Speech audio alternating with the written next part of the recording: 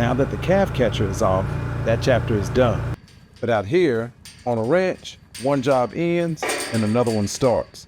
Today, I gotta move salt and mineral, talk through DNA results on one of my calves, and get these weaned calves moved over so they can start eating grain out of the auto feeder.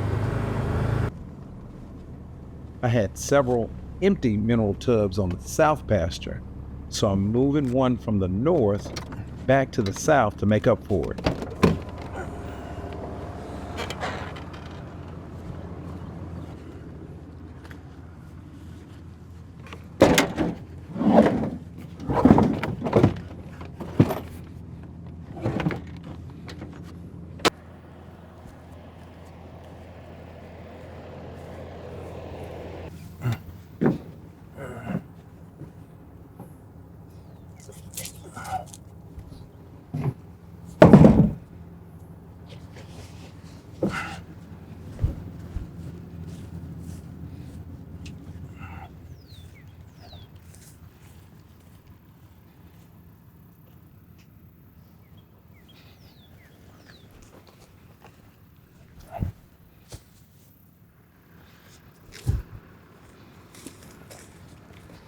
There's a big hole right there. I don't know what's living there.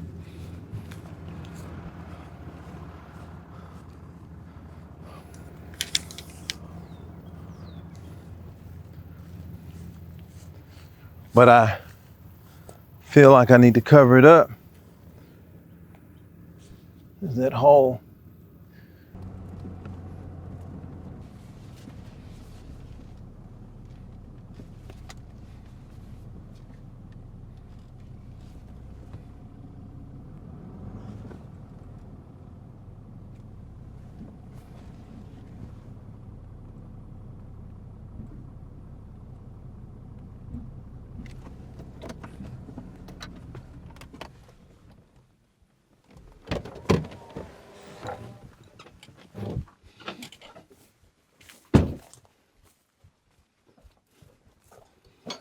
I need to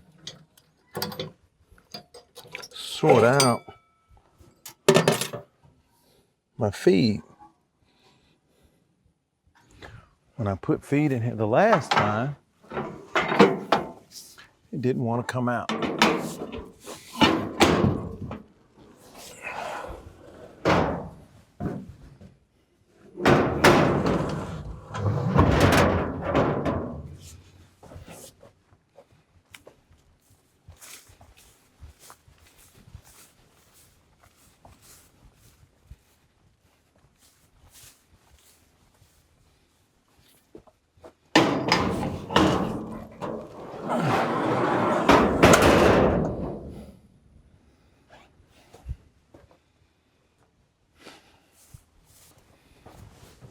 Okay, so here's what we got.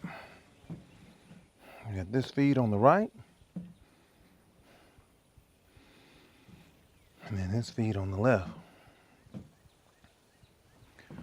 I'm in another situation where, for whatever reason, the feed does not want to come out. So I'm about to shuffle it with my shovel, move it around, and pray that that does the trick. I don't have any plastic bags to put over my boots. And I don't want to step in the feed with those boots on. So I'm going to do it this way.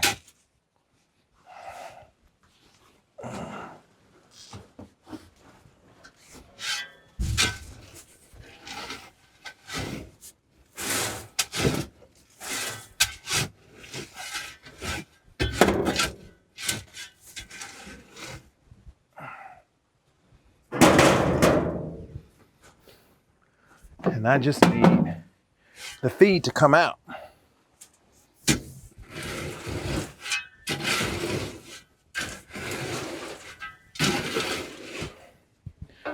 And this is important because I need my weaned calves to keep gaining weight. I currently have, well, since weaning, They've been averaging 2.5 to 2.7 pounds a day, average daily gain. I don't want that to drop. I want to keep that plane going. And so I don't believe they can do that just on the coastal ryegrass, the coastal Bermuda that's out here.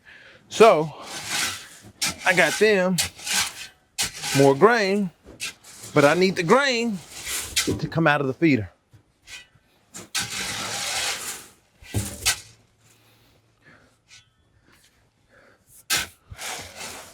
And because this is a different feed from what they had at the beginning of weaning, I'm only going to allow them to get about 2 pounds of it a day, probably for the first 7 to 10 days. And then I'll crank that up. And when I crank it up, I'll try to crank it up to 1% of their body weight, or I'll probably go like 5, 6 pounds. 6 pounds ought to do the trick. And then from there, the rest of their, protein and energy they'll get from grass and hay. I'll do that for a little while. And then I'll separate my steers from my bulls, from my heifers. Each group gets on a different feeding program.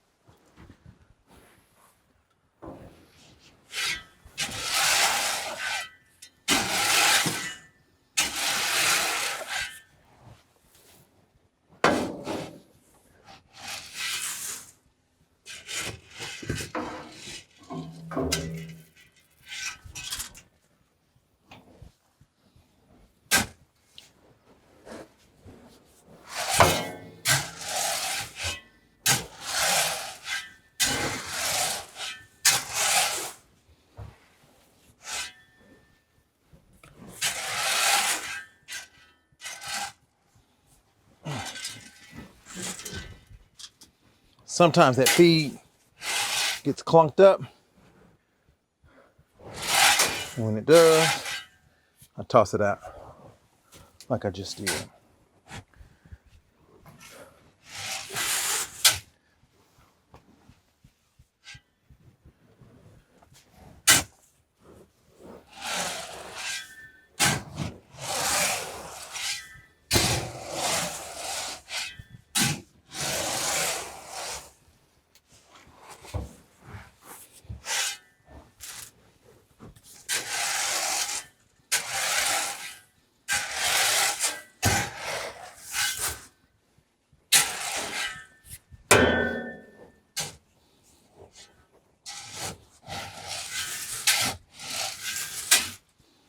All right. Let's pray that do the trick. So I moved it over, and while I was in here on this side, I was able to get to the bottom where the door is open, and I tried to scrape it. It's too much feed on this side to get to the bottom. Before I had a stick that I would use, but I don't know what I did with it.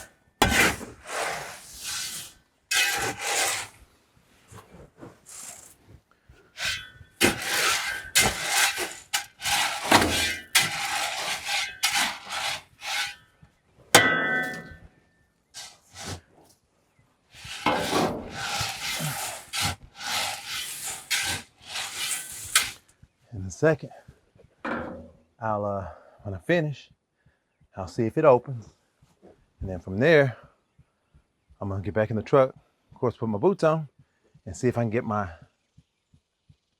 weaned calves to come over here. And then, if I do, I'll be in luck. I get them started.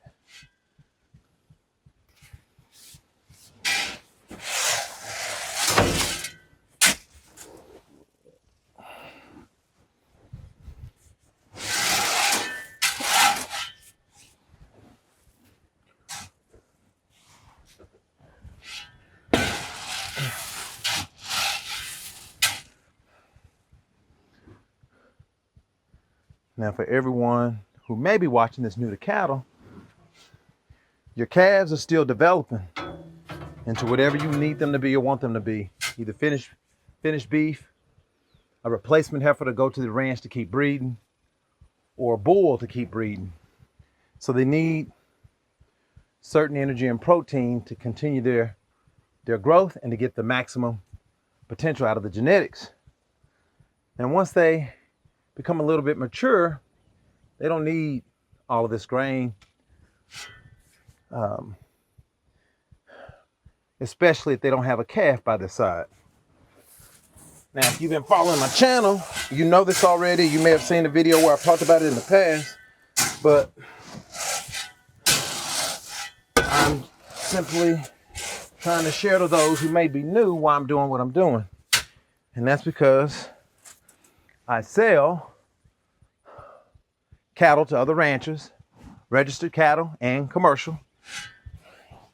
I sell beef to families that would like a high quality beef. I believe every family should know the rancher, should know the process, and know how their beef was raised and where it came from. And so that's why I do what I do. And then of course, when we talk about the bull calves, well, they have to be developed too. So that's why I'm doing what I'm doing.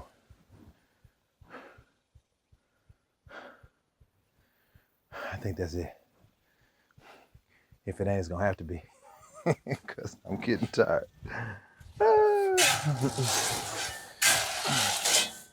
Note to self: can't go to bed late at night and get up at 3, 4 in the morning and then try to go work. Well, you can, but you might get tired. All right, that's it. So let's see what happens.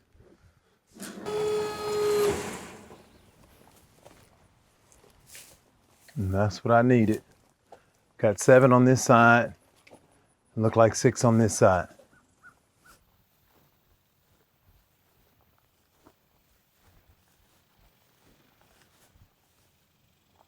Come on, let's go. Come on, Miss Visionary. Come on, show them which way to go. Tell them to get out the bag. Come on.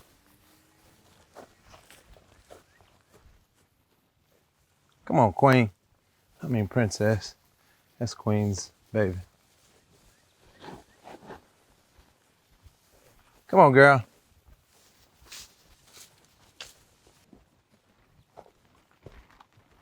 Get out the bag. 'Cause something tell me, had I asked you to help me bring them groceries in the house, you wouldn't have helped me. You'd have stayed out looking. Get over there and eat with them. Don't you see them over there eating? There you go. You figured it out. Come on. You too.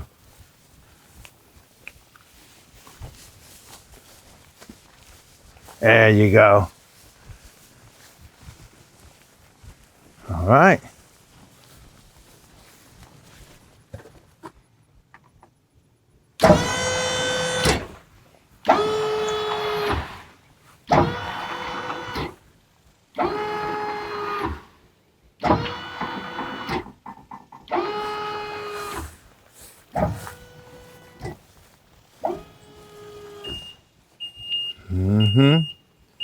You figured it out?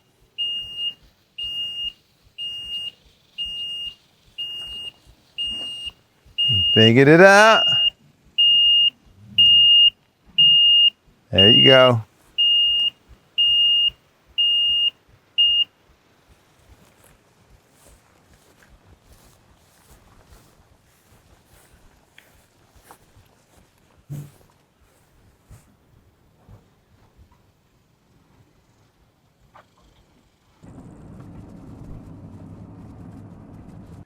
Now this last batch of calves brought me a couple of surprises. Now this one, that's Pride Tyrola. He's sired by my Dinero bull, which I announced that already, so that's not the surprise. But because of some complications I had with breeding last year, a couple of the calves, I wasn't quite certain who the sire would be. And so this calf right here, not that one, this calf that's trying to nurse on the wrong dam, that's Pride to Miss Legacy. That's Miss Modelo's heifer calf. Well, that young lady, not that one, that's Pride to Miss Firecracker, but Pride to Miss Legacy confirmed that her sire is Dinero, but that's not the surprise. The surprise is I started testing for tenderness, and her tenderness score hit a perfect 10. So that's the highest you can get. And so if you're new to cattle, or if you're new to cattle genetics, that tenderness score is important because I sell beef, and tenderness is one of those things that help impact the quality of the beef that you eat. So I'm excited that she scored a perfect 10. Now the rest of the work still has to be done. I still have to keep a low stress, no stress environment. I still need to feed her out so that she can marble like I need her to. But larger than that, that means her calves are slated to produce high quality beef from a genetic level. I still have a lot of work that I have to do myself, feeding them out, keeping the stress low, that kind of thing. But from a genetic standpoint, she's a keeper. Calving season may be over, but this is where the future of the herd starts to take shape.